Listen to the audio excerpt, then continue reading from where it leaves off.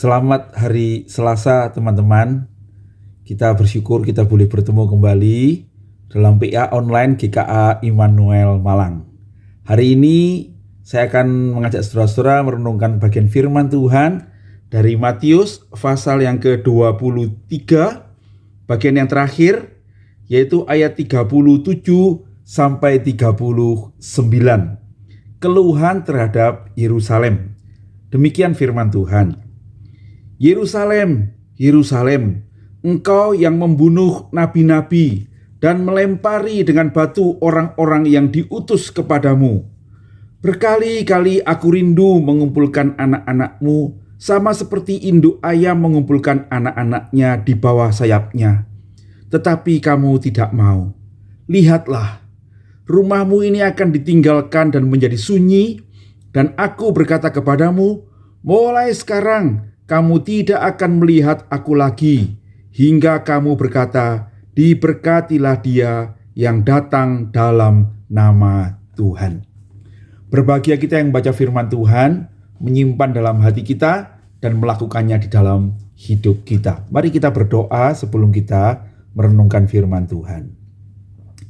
Bapa yang di surga, terima kasih kami kembali boleh membaca firman-Mu, dan kami hendak belajar tentang kebenarannya. Tuntunlah kami ya Tuhan, supaya melalui PA yang sederhana, yang singkat ini, kami dituntun untuk mengenali hati-Mu, mengenali kehendak-Mu, dan tolonglah kami untuk berjalan di dalam terang-Mu. Dalam nama Kristus Yesus, Tuhan dan Juru Selamat kami yang hidup, kami berdoa dan mengucap syukur dan mohon tuntunan Tuhan. Amin. Nah saudara-saudara, bagian yang akan kita bahas ini adalah bagian yang terakhir dari pasal 23. Yang kalau kita membaca dari awal itu, secara khusus Tuhan Yesus itu menyoroti praktek-praktek orang-orang Farisi dan ahli Taurat, orang-orang yang menganggap dirinya itu seorang yang religius, seorang yang benar, orang yang saleh, tetapi di dalamnya ada kemunafikan, ada ketidaktahuan, ada hal-hal yang membuat mereka itu melakukan apa yang tidak menyenangkan hati Tuhan. Nah, saya mau ingatkan sekali lagi, bagian ini disampaikan oleh Tuhan Yesus di dalam bait Allah, ya. Di hadapan banyak orang pada waktu itu, di pelataran bagi segala bangsa itu, ya, untuk berdoa itu. Nah, saudara-saudara, melalui apa yang dikatakan Tuhan Yesus ini yang sudah kita baca tadi, kita boleh belajar beberapa hal. Yang pertama, saudara-saudara, kalau menurut judul LAI itulah keluhan terhadap Yerusalem. Betul ya. Dari kata-katanya kita menemukan nada kesedihan itu. Yerusalem, Yerusalem, ya. Tuhan Yesus sekarang tidak lagi menghadap pada orang banyak itu, tapi dia menengadah ke atas, melihat kota yang besar itu, bahkan melihat bait Allah itu ya, yang ada di depan mereka. Dia mengatakan Yerusalem, Yerusalem, ya. Dan kemudian dia mengatakan, engkau telah membunuh nabi-nabi dan melempari batu orang-orang yang diutus kepadamu. Yerusalem itu artinya sebenarnya kota damai, saudara-saudara. Dan Yerusalem itulah pusat peribadatan orang-orang Yahudi. Di situ Tuhan mengizinkan Salomo membangun rumah baginya, di mana namanya boleh disebut. Di situ Tuhan membangun sebuah rumah yang dia mengatakan, kalau ada umatku yang dalam pembuangan atau di tempat yang lain berdoa menghadap ke Yerusalem, aku akan mendengarkan doanya.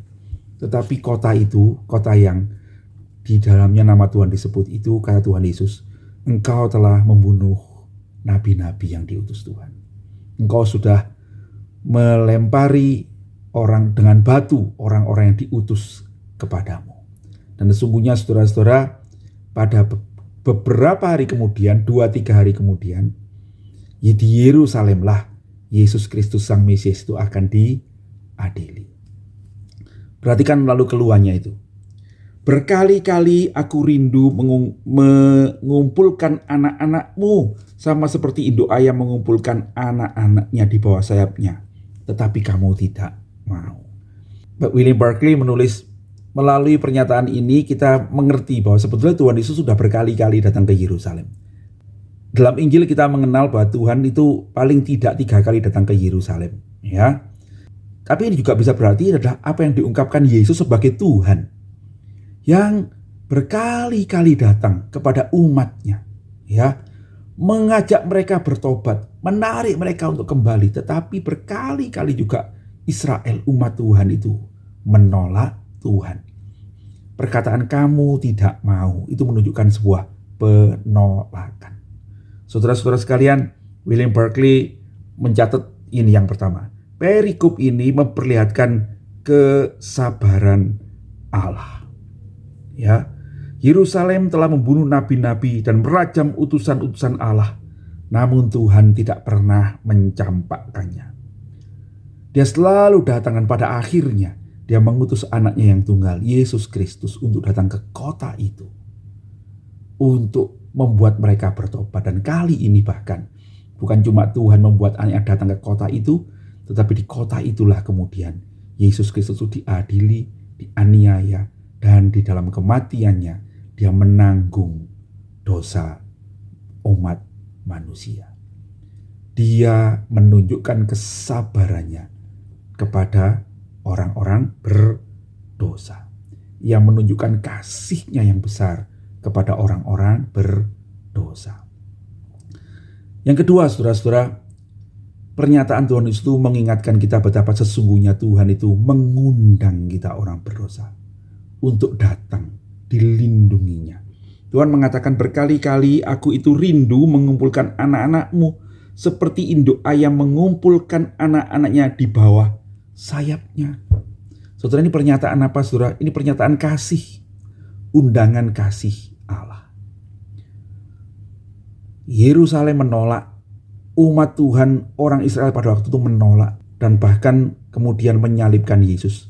Tetapi kalau kita mengingat bagaimana perkataan Tuhan di kayu salib, bukankah kita menemukan kembali undangan itu di kayu salib? Di kayu salib itu Tuhan merentangkan tangannya dan berkata, mari datang kepadaku. Aku rindu untuk mengumpulkanmu dan melindungimu, menyelamatkanmu. Saudara-saudara sekalian, ketika Tuhan Yesus melihat Yerusalem, sungguhnya dia melihat umat Allah. Dia melihat kepada kita. Kita juga adalah orang-orang yang melakukan apa yang tidak berkenan pada Allah.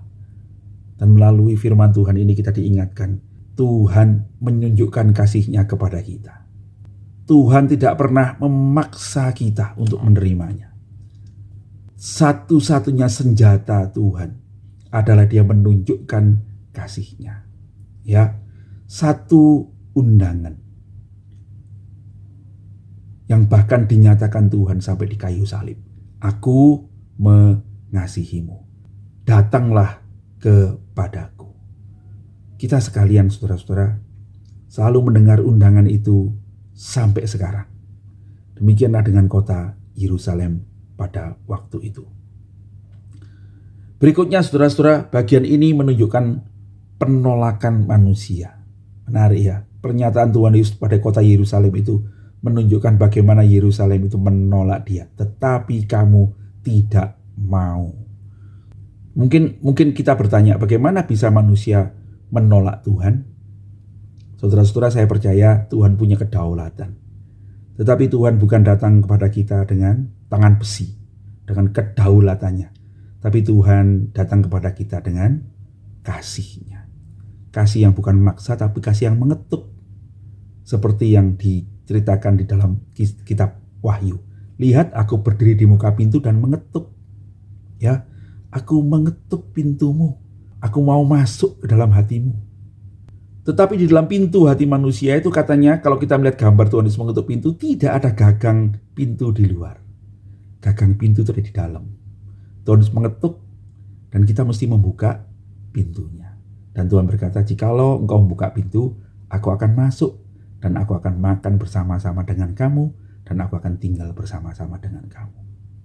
Saudara-saudara sekalian, sampai hari ini Tuhan tetap mengetuk pintu hati kita. Maukah kita membuka pintu baginya? Perikop ini, William Barclay mengatakan, kita melihat bagaimana Yerusalem, umat Tuhan itu menolak Sang Mesias. Saudara-saudara, kita mesti introspeksi diri juga ya. Kita ini jadi orang Kristen hari ini, kita ini umat Tuhan hari ini. Mari kita memperhatikan, apakah sebagai umat Tuhan, kita itu sungguh menerima Kristus sebagai Tuhan dan Juru Selamat di dalam hati kita? Atau kita ini berjalan menurut kemauan kita sendiri di dalam bergereja, di dalam menjadi orang Kristen, di dalam melakukan ritual-ritual kita, kesalehan-kesalehan kita, bukan berdasarkan ke apa yang Tuhan mau, apa yang Tuhan kehendaki, tapi apa yang kita mau dan kita kehendaki sendiri. Saudara-saudara, Tuhan berkata, "Aku rindu untuk menjadi Tuhan dan Juru Selamatmu yang tinggal di dalam hatimu." Mari kita bukan menjadi seperti orang Israel yang menolak itu. Dan akhirnya saudara-saudara, melalui pikir-pikir ini kita melihat sebuah pernyataan nubuat yang menurut saya luar biasa ya. Dikatakan di bagian itu di ayat yang ke-38, "Lihatlah rumahmu ini akan ditinggalkan dan menjadi sunyi." Saudara-saudara, lihatlah rumahmu ini. Apa yang dilihat Tuhan Yesus pada waktu itu? Kalau dalam bayangan saya, Tuhan sedang menatap bait Allah itu ya. Dan dia berkata, "Lihatlah rumahmu ini. Rumah yang kamu dirikan untuk Tuhan ini. Lihatlah, dia akan menjadi sunyi dan akan ditinggalkan." Perikop ini sekali lagi mengingatkan apa yang terjadi saudara-saudara setelah Tuhan Yesus disalibkan, mati, dibangkitkan dan naik ke sorga. Setelah gereja awal terbentuk di antara murid-murid, setelah Injil yang awal itu ditulis, maka tahun 70 saudara-saudara, kota Yerusalem itu dihancurkan oleh Jenderal Titus dari kerajaan Romawi. Dan rumah Tuhan betul-betul dihancurkan. Dan orang-orang Israel terserak ke seluruh bumi. Dan kemudian Tuhan berkata, "Dan aku berkata kepadamu, mulai sekarang kamu tidak akan melihat aku lagi, hingga kamu berkata, diberkatilah dia yang datang dalam nama Tuhan." Dan kita tahu saudara-saudara, setelah perkataan ini Tuhan Yesus kemudian keluar dari bait Allah, makan Paskah bersama murid-muridnya, dan kemudian dia ditangkap di Getsemani, dan kemudian dia diadili, dan dia tidak pernah masuk ke bait Allah lagi. Sampai kata Tuhan, "Mulai sekarang kamu tidak akan melihat aku lagi, hingga kamu berkata, diberkatilah dia yang datang dalam nama Tuhan." Dan betul ya, Tuhan Yesus tidak pernah masuk bait Allah itu sampai dia dihancurkan. Dan Tuhan berkata, "Nanti kamu akan lihat aku lagi waktu aku datang kembali." Dia yang datang dalam nama Tuhan itu adalah Mesias yang datang kedua kalinya itu. Setelah tahun 70 sampai tahun 1947, orang Israel itu terserak ke seluruh dunia. Yerusalem dihancurkan. Tetapi sungguh ajaib saudara-saudara, kota itu tetap ada. Dan kemudian sekarang orang-orang Israel sudah berkumpul kembali 1947. Dan sekarang Yerusalem kemudian direbut dan sekarang menjadi ibu kota Israel kembali. Dan kita tidak tahu apakah bait Allah akan dibangun kembali. Tapi Tuhan berkata, ada nubuat ini saudara-saudara, bahwa kamu akan melihat aku lagi waktu akan aku datang kembali sebagai Raja yang diutus Allah. Dia yang datang dalam nama Tuhan. Nah, apa yang bisa kita pelajari saudara-saudara? Yang pertama, mari kita mengingat bahwa sesungguhnya Tuhan itu adalah Tuhan yang mengasihi orang-orang berdosa. Tuhan yang rindu menyelamatkan kita. Karena itu mari kita bertobat dan kembali pada Allah. Yang kedua, saudara-saudara, kalau kita bertemu dengan orang-orang berdosa, orang-orang yang jahat, ingatlah hati Tuhan. Tuhan akan disalibkan, tetapi hatinya itu tetap mengasihi orang-orang yang akan menyalibkan dia itu. Mari saudara-saudara, kita pun sebagai umatnya, menjadi muridnya, kita pun menunjukkan kasih kita pada orang-orang berdosa. Sebab begitulah Tuhan kita, dan dia menghendaki kita pun berbuat seperti itu. Yang kedua, saudara-saudara, Tuhan tidak pernah memaksa kita, tetapi Tuhan selalu mengetuk di pintu hati kita supaya kita bertobat. Sampai kapan ketukan itu? Sampai kita tidak ada kesempatan lagi, yaitu waktu kita mati. Saya tidak tahu saudara-saudara kalau hari ini ada saudara-saudara yang belum menerima Yesus sebagai Tuhan dan Juru Selamat, ada saudara-saudara yang masih menolak Tuhan. Dengarkanlah firman Tuhan. Barangkali inilah saatnya saudara membuka pintu dan membiarkan Tuhan masuk dalam hatimu, menjadi Juru Selamatmu, dan Dia akan menjadi Tuhan yang melindungimu, ya, seperti induk ayam melindungi anak-anaknya. Yang berikutnya, dari firman Tuhan ini kita mengerti salah satu tanda Yesus akan datang kembali adalah Yerusalem. Di Yerusalem itu rumah Allah akan dibangun kembali. Kita belum melihat kenyataannya hari ini, tetapi mari kita memberitakan Injil, ya. Kalau rumah Tuhan sudah dibangun kembali, Tuhan akan datang kembali dan kita tidak akan punya kesempatan lagi memberitakan Injil, ya. Mari kita bersungguh-sungguh mengasihi Tuhan. Mari kita bertobat dalam hidup kita. Mari kita memberitakan Injil. Sungguh, saudara-saudara, apa yang terjadi dalam hidup Tuhan Yesus bukan sebuah kecelakaan. Dia tahu semua yang terjadi. Dia tahu dia akan disalibkan, dia tahu dia akan dibangkitkan, dia tahu dia akan naik ke sorga, dan dia tahu dia akan datang kembali. Dan dia menyatakannya dengan jelas kepada kita, supaya kita percaya Yesus Kristus adalah Tuhan, Juru Selamat, Anak Allah yang hidup.